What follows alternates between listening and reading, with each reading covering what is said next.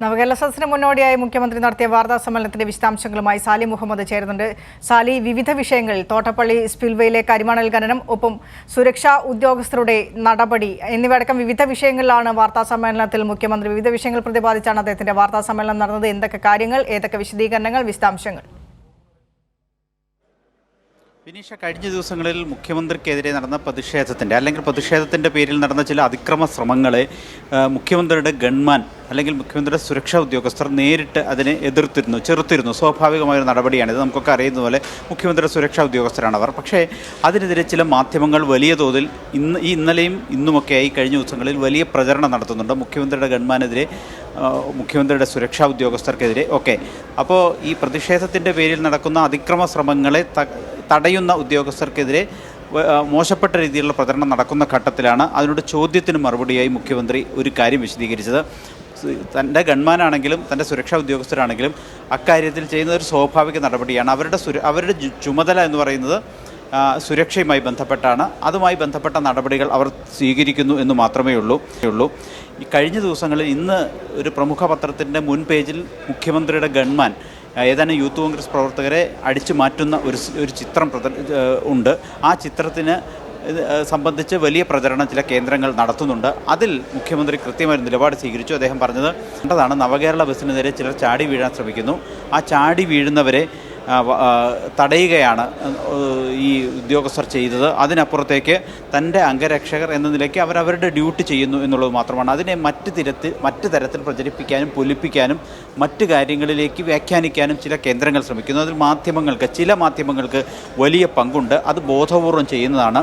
അദ്ദേഹം അതിനെക്കുറിച്ച് പറഞ്ഞത് താൻ നിരവധി പേർ അപകടത്തിൽപ്പെടുന്നുണ്ടല്ലോ, താൻ അപകടത്തിൽപ്പെടാത്തത് എന്താണ് എന്ന് ഉറക്ക സംസാരിച്ച ഒരു മാധ്യമപ്രവർത്തകൻ വരെ നിങ്ങളുടെയൊക്കെ കൂട്ടത്തിലുണ്ടല്ലോ എന്ന് മാധ്യമപ്രവർത്തകരോട് അദ്ദേഹം ചോദിക്കുകയും ചെയ്തു. അങ്ങനെ ഒരു സംഭവം മുൻപുണ്ടായിട്ടുണ്ട്. അപ്പോൾ അത് പ്രതിപാദിച്ചുകൊണ്ടാണ് അദ്ദേഹം പറഞ്ഞത് താൻ അപകടത്തിൽപ്പെടണമെന്ന് ആഗ്രഹിക്കുന്ന ചിലരെങ്കിലും മാധ്യമപ്രവർത്തകരുടെ തന്നെ കൂടെ തന്നെ ഉണ്ട്. അത് ചിലർ പരസ്യമായി പറയുകയും ചെയ്തിട്ടുണ്ട്. അതുകൊണ്ട് അത്തരം കാര്യങ്ങളിൽ എന്താണ് സുരക്ഷാ ജീവനക്കാരുടെ ചുമതല അതവർ നിർവഹിക്കുന്നു എന്നതിനപ്പുറത്തേക്ക് മറ്റ് വ്യാഖ്യാനങ്ങൾ നൽകുന്നതിന് പിന്നിൽ നിക്ഷിപ്ത താല്പര്യങ്ങളാണ് എന്ന് തന്നെയാണ് മുഖ്യമന്ത്രി വ്യക്തമാക്കിയത്.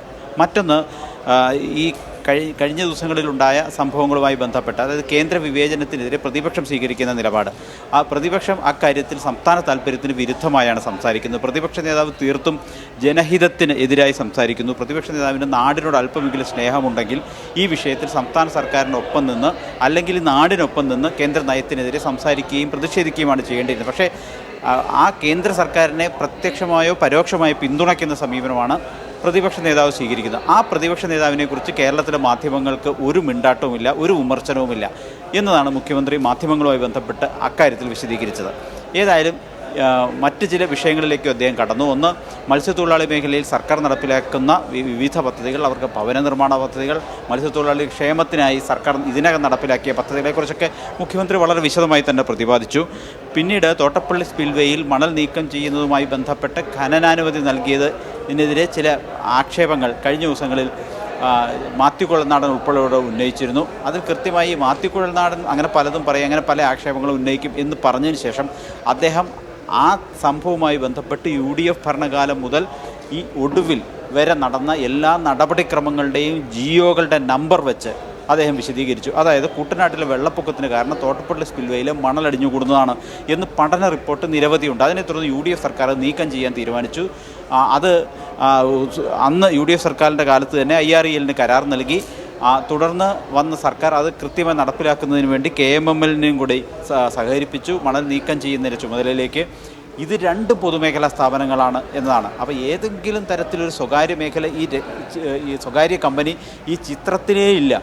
അതിനിടെയാണ് ചില ആളുകൾ ആരോപണങ്ങളുമായി വരുന്നത്. അതായത് പൊതുമേഖലാ സ്ഥാപനങ്ങളെ ഏൽപ്പിച്ച ഒരു കരാറിൻ്റെ പേരിൽ അഴിമതി ആരോപിച്ച ഒരു സ്വകാര്യ കമ്പനിയുടെ പേര് കൂടി ചേർത്ത് കെട്ടുകയാണ്. അങ്ങനെ ഒരു കമ്പനി ഈ ചിത്രത്തിലോ കരാറിലോ ഇല്ല എന്ന് മുഖ്യമന്ത്രി അസന്നിഗ്ധമായി വ്യക്തമാക്കിയിട്ടുണ്ട്. അതായത് ദുരൂഹത സൃഷ്ടിച്ച് ആരോപണങ്ങൾ ഉന്നയിച്ച് ദുരൂഹത സൃഷ്ടിക്കുക എന്ന പതിവ് തന്ത്രത്തിനപ്പുറത്തേക്ക് ഇതിനൊരു ഗൗരവം കാണേണ്ടതില്ല എന്ന് പറഞ്ഞുകൊണ്ട് തന്നെയാണ് അദ്ദേഹം അതുമായി ബന്ധപ്പെട്ട് നടത്തിയ എല്ലാ നടപടിക്രമങ്ങളും വിശദീകരിച്ചത്. ഏതായാലും മുഖ്യമന്ത്രിയുടെ വാർത്താ സമ്മേളനം അവസാനിപ്പിച്ച് അദ്ദേഹം മടങ്ങിയിട്ടുണ്ട്. ആദ്യ നവകേരള സദസ്സ് കായംകുളത്താണ്. 11 മണിക്ക് ആരംഭിച്ച് മുഖ്യമന്ത്രി ഒരു 12 മണിയോടുകൂടി വേദിയിലെത്തും. ഇന്ന് ആലപ്പുഴ ജില്ല വൈകിട്ടോടുകൂടി പൂർത്തിയാകുകയും തുടർന്ന് പത്തനംതിട്ട ജില്ലയിലേക്ക് കടക്കുകയും ചെയ്യും. പത്തനംതിട്ട ജില്ലയിലെ ആദ്യ സ്വീകരണ കേന്ദ്രം ഇന്ന് വൈകിട്ട് 6 മണിക്ക് തിരുവല്ലയിലാണ്.